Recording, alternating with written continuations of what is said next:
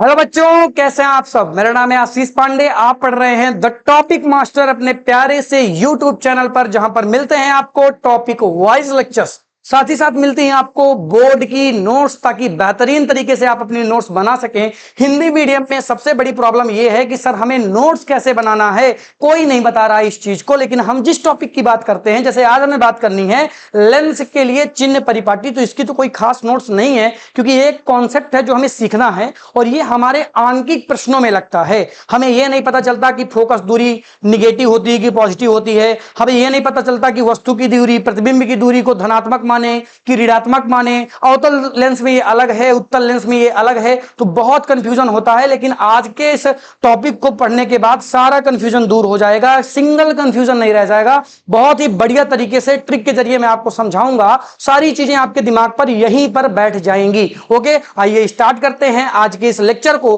और बढ़िया तरीके से चीजों को समझने की कोशिश करते हैं। देखो, सबसे पहले आता है आपका उत्तल लेंस। अब यहां पर दर्पण लिखा हुआ है, तो इसको आप निसंकोच लेंस कर लें, क्योंकि हम लेंस पढ़ रहे हैं। दर्पण यहां पर गलती से किसी ने लिख दिया होगा, बेटा टाइपिंग के समय ऐसी गलतियां होती रहती हैं, तो सीरियस ना हो, ठीक है। उत्तल लेंस की हमें बात करनी है और सामने आपको जो लेंस दिख रहा है वो भी उत्तल लेंस ही है, कोई कंफ्यूजन वाली बात इसमें नहीं है। बेटा मैं आज आपको यह सिखा रहा हूं कि जो आप पढ़ते हैं बेटा कि फोकस दूरी को एफ से लिखते हैं और वस्तु की दूरी को प्रतिबिंब की दूरी को वी से लिखते हैं, वस्तु की दूरी को यू से लिखते हैं, तो ये कब धनात्मक होती है और कब ऋणात्मक होती है, मैं इन चीजों को आपको एक्सप्लेन कर रहा हूं, मैं इन चीजों को आपको समझा रहा हूं। क्योंकि आंकिक प्रश्न जब आप करने के लिए बैठते हैं तब बच्चों को हमेशा चिन्ह परिपाटी में दिक्कत होती है।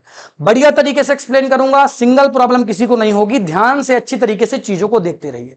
सबसे पहली बात मैं आपको कुछ चीजें बता दूं कि आपने जब पढ़ा होगा तो पहले ही आपने पढ़ा होगा कि यहां पर आपका होता है F1, और जब हम लेंस की बात करते हैं तो लेंस में फोकस दो होते हैं। ये पहला फोकस हो गया और दूसरा वाला फोकस यहां पर बनता है, दूसरा वाला फोकस यहां पर बनता है, ये दूसरा फोकस हो गया, ये पहला फोकस हो गया। यानी फोकस के बीच की दूरी जो रहेगी यहां से लेकर प्रकाशिक केंद्र, यानी ये जो O बना हुआ है ये है आपका प्रकाशिक केंद्र, इसके बीच की दूरी जो रहेगी उसे हम F से लिखेंगे। और ये क्या है, अरे बोलो ये क्या है, ये है फोकस दूरी, ये है फोकस दूरी, ये है फोकस दूरी, ठीक है। और जैसे यहां पर भी बेटा ये यहां पर फोकस दूरी हो जाएगी, ये आपका हो जाएगा स्मॉल f1 और ये हो जाएगा आपका small f2, small f2। Okay ठीक है। वैसे जो हम कंसीडर करते हैं वो ये वाली फोकस दूरी को कंसीडर करते हैं, इसको हम नहीं लिखते हैं क्योंकि हमारा प्रतिबिंब निर्माण इस तरफ होता है, तो इसीलिए हम इस तरफ वाले फोकस को मानते हैं, ठीक है। वस्तु को कहां पे रखना है, वस्तु की दूरी यहां पर मान लेते हैं, क्योंकि वस्तु को हमने इस तरफ रखा है तो वस्तु को हमने यहां पर रख दिया है। ये है आपका ऑब्जेक्ट, ये आपका क्या है बेटा जी, ये आपका ऑब्जेक्ट हो जाता है। अब आपको अगर पिछले कुछ लेक्चर याद हो जहां पर मैंने आपको उत्तल दर्पण में प्रतिबिंब निर्माण कैसे होता है, उसके नियम क्या हैं और वह निर्माण कैसे होता है, ये सारी बातें मैंने आपको एक्सप्लेन की थी। तो मैंने आपको यह बताया था बेटा जी कि टोटल 6 इमेज बनती हैं, टोटल 6 इमेज बनती हैं किसमें, उत्तल लेंस में।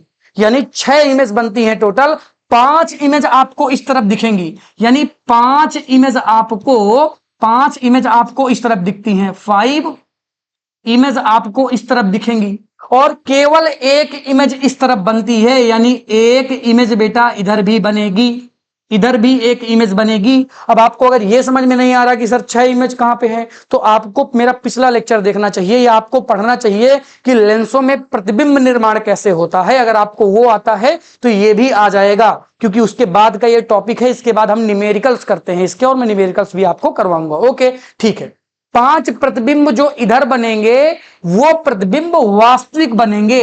कैसे बनेंगे, वो प्रतिबिंब वास्तविक बनेंगे, वास्तविक प्रकार के बनेंगे। ये प्रतिबिंब बेटा वास्तविक प्रकार के बनेंगे। और ये एक प्रतिबिंब जो है, ये एक प्रतिबिंब आभासी प्रकार का बनेगा। ये कैसा बनेगा, ये आभासी प्रकार का बनेगा। ओके, यानी 5 प्रतिबिंब वास्तविक हैं और एक प्रतिबिंब आभासी बन रहा है।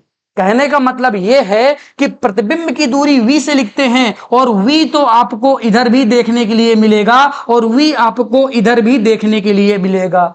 5 कंडीशन में v इस तरफ है और एक कंडीशन में v इस तरफ है, ये v की बात हो गई। और u की अगर हम बात करें तो जरा ध्यान से देखें, ऑब्जेक्ट यहां पे है तो ये वाली जो दूरी है ना, ये u वाली दूरी हो जाएगी, ये u हो जाएगा।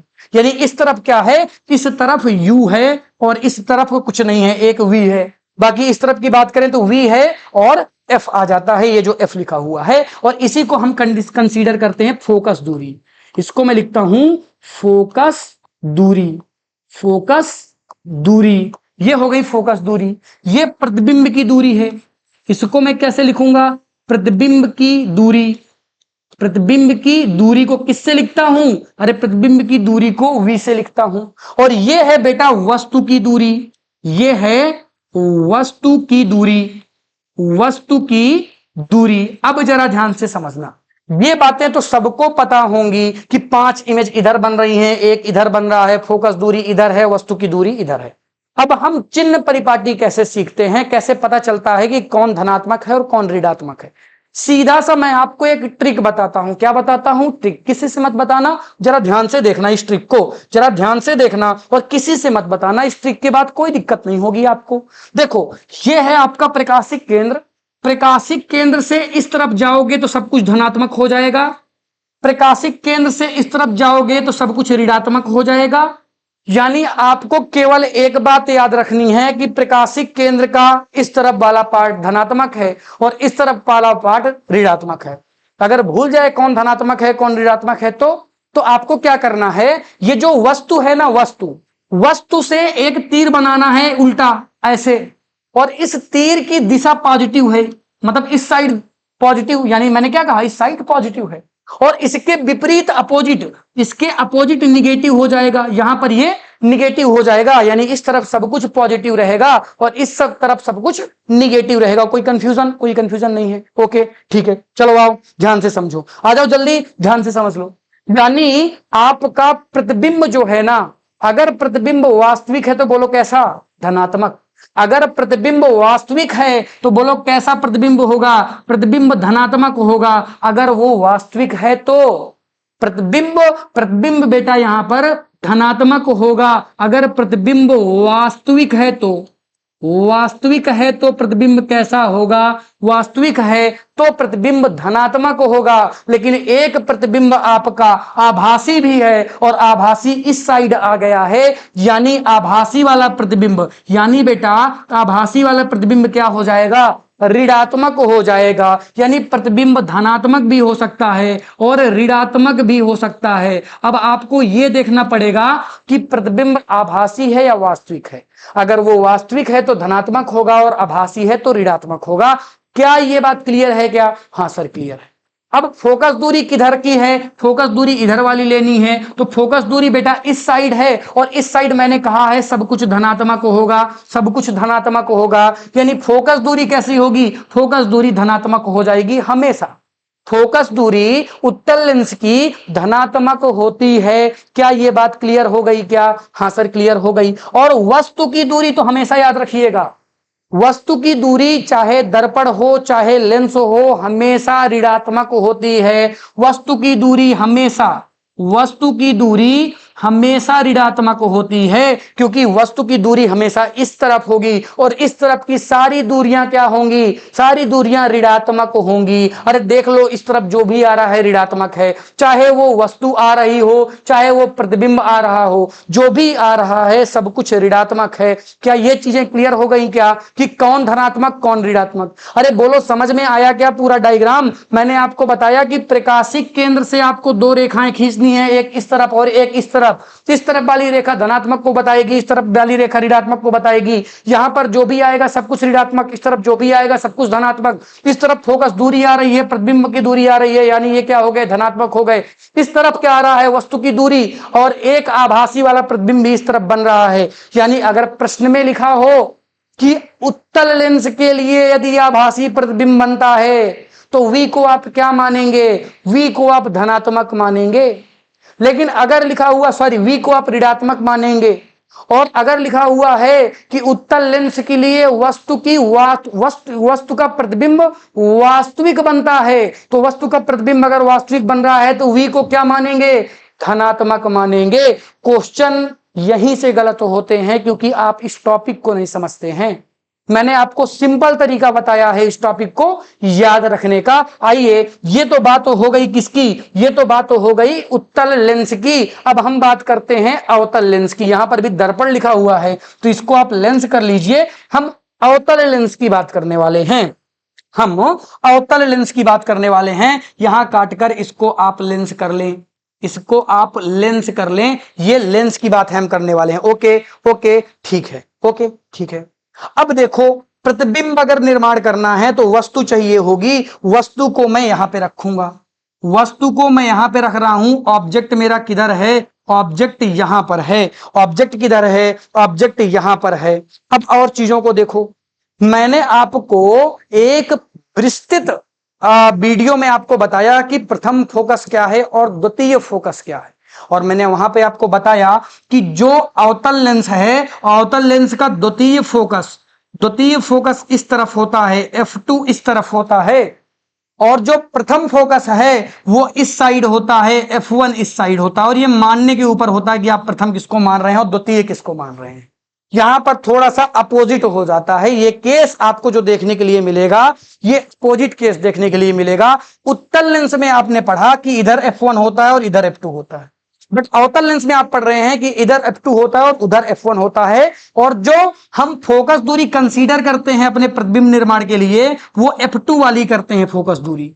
यानी जो मैं फोकस दूरी लिखूंगा, फोकस दूरी लिखूंगा बेटा, वो किसके अकॉर्डिंग लिखूंगा, वो फोकस दूरी मैं F2 के अकॉर्डिंग लिखूंगा।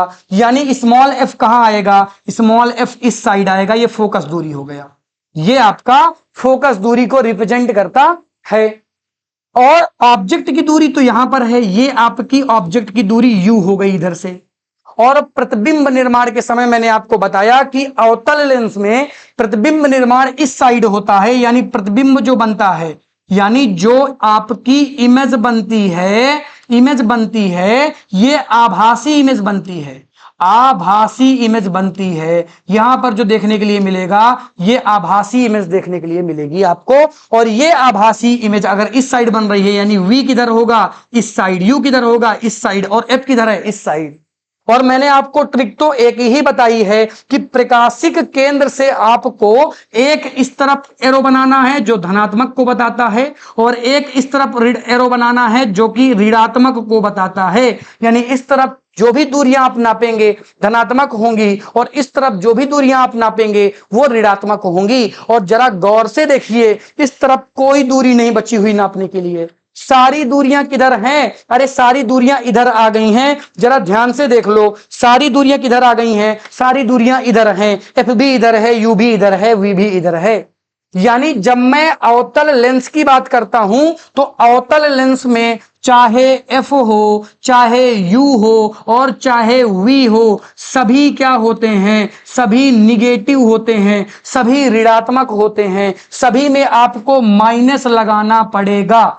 क्यों? क्योंकि सारी दूरियां ऋणात्मक हो जाएंगी। रीजन मैंने आपको बताया कि सारी दूरियां इस साइड आ रही हैं और इस साइड जितनी भी दूरियां आएंगी वो सब ऋणात्मक हो जाएंगी। बहुत ही सिंपल सी ट्रिक मैंने आपको बताई है। अगर आपके पिछले कॉन्सेप्ट अच्छे होंगे, अगर आपने लेंस के टॉपिक को अच्छे से समझा होगा, तो आज का ये लेक्चर आपको बेहतरीन तरीके से समझ में आया होगा। और अगर आपके टॉपिक अच्छे नहीं होंगे और अगर आपने टॉपिक्स को अच्छे से नहीं पढ़ा है, कॉन्सेप्ट को अच्छा नहीं किया है, तो हो सकता है कि आज के इस लेक्चर में आपको प्रॉब्लम हुई हो। अगर प्रॉब्लम हुई है तो आप इस बात को माने कि आपके जो कॉन्सेप्ट हैं वो दरअसल थोड़े से वीक हैं, इसीलिए आपको प्रॉब्लम हो रही है। नहीं तो बहुत ही सिंपल सा है ये जो मैंने आपको बताया कि किस तरह से हम लोग लेंस के लिए चिन्ह परिपाटी का नियम बनाते हैं या नियम को ध्यान रखते हैं। आई होप इस लेक्चर को आपने अच्छी तरीके से देखा, समझा और पढ़ा होगा और आपको मजा भी आया होगा। लेक्चर अच्छा लगा हो कमेंट जरूर करें। Thank you so much for watching. मिलता हूं मैं आपसे नेक्स्ट लेक्चर पे। Thank you, bye, Tata.